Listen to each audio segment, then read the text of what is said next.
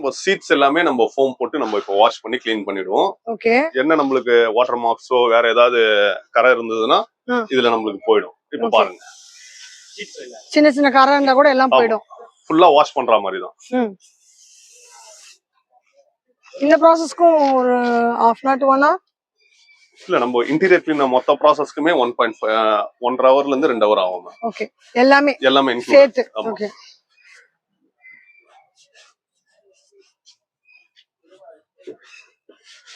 உங்க காரை நீங்க கொடுத்து நிம்மதியா உட்காரலாம். காருக்குள்ள என்ன ஒரு அழுக்கு, வீட்டுல சின்ன குட்டீஸ் இருக்கு, அவங்க ஏதாவது போட்டிருந்தா கூட அழுக்காச்சுன்னு கவலைப்பட வேண்டாம்.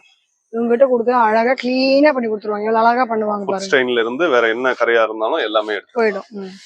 காஃபி வாங்கி நீங்க குடிக்கிறீங்க, கார்லயே உட்காந்து குடிக்கும்போது சட்டுன்னு கை தவறி கீழே கொட்டிடுச்சு சீட்ல கவர்ல, அப்போ அந்த ஸ்ட்ரெயின் ரிமூவ் பண்ணிடும்.